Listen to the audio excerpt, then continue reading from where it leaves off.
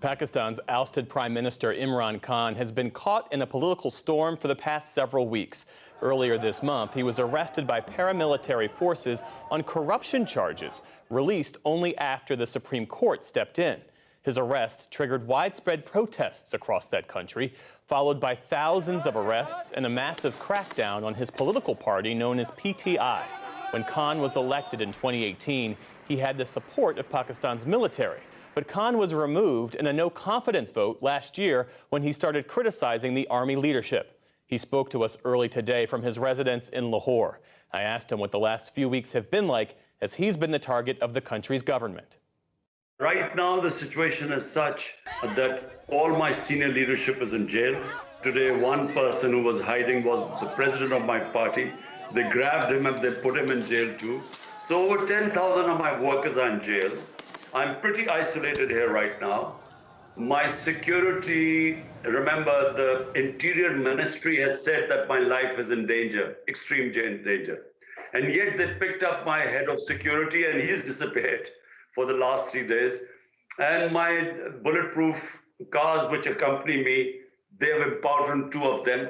So the situation is such, I'm isolated, quite insecure. All my senior leadership in jail, or they have told them that, look, anyone who wants to come out, he has to renounce his membership of my party. You are facing criticism from all sides that your supporters were responsible for violence after they laid siege to military buildings. Did they go too far? Should you have done more? Could you have done more to stop them? Well, firstly, I didn't even know what was going on because I was thrown into jail. So 4 days, I had no idea I was cut off, no news, no mobile phone, nothing to know what was happening. The first I found out was when I was presented in the Supreme Court.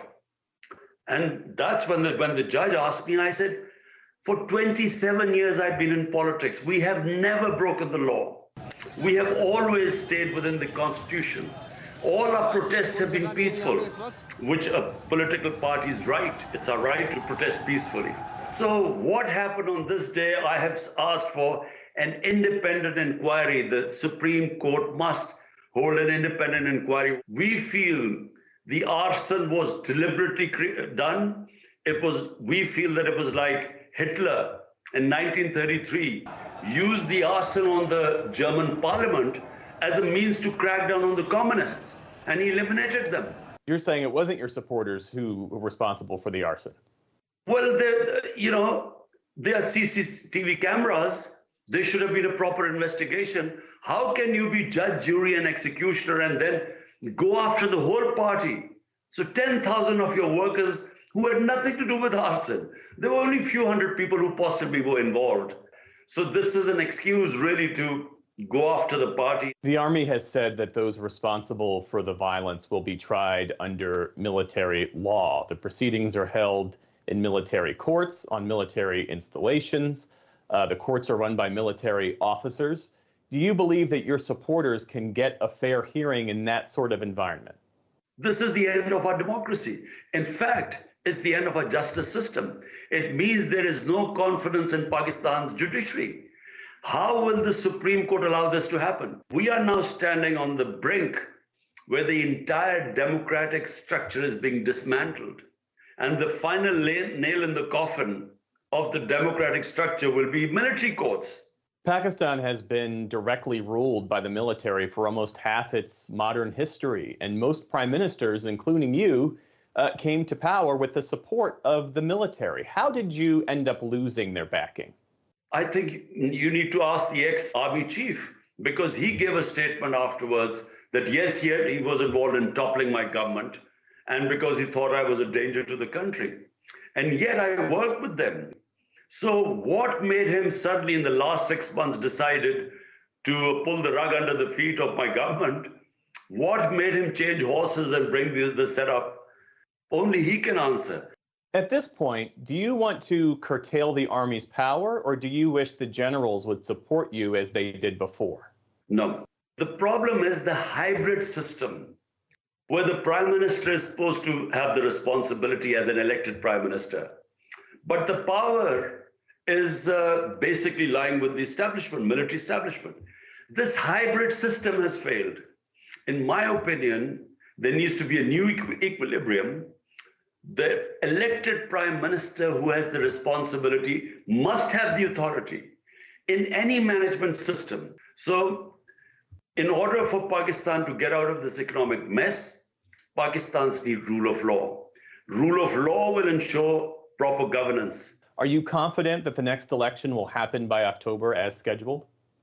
Absolutely not. I'm not confident, because what is happening now is that the establishment, along with this current government, they are trying to crush the party. They are trying to ensure that PTI, my party, will not win. And so there are 150 cases slapped on me.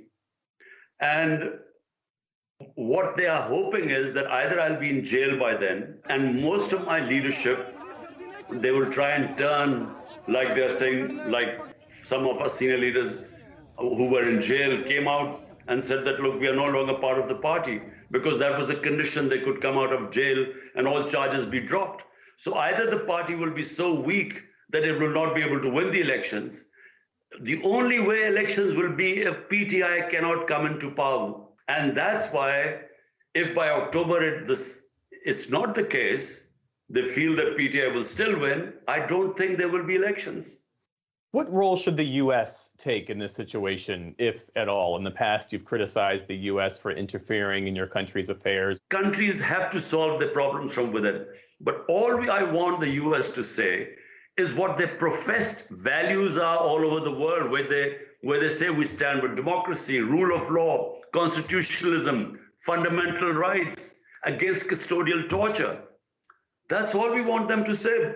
You know, when they speak about China or Russia or Hong Kong, they talk about all these things. Well, here is a classic example that the democracy is being rolled back and all these things are happening. So I think that's where they should be consistent. Do you see a peaceful or negotiated way out of this situation? Possible. I think we have reached an impasse, because despite doing everything, the party's popularity has just grown. I mean, the latest report is it's 70% rating in Pakistan. It's unheard of in our history. So will they keep on this course of trying to crush a popular political party? Or will they sit down and work out on some sort of a settlement? I think at some point sense will prevail. I'm an optimistic, and I think then we would come to some sort of an understanding. Imran Khan is the former Prime Minister of Pakistan. Thank you so much for your time. My pleasure.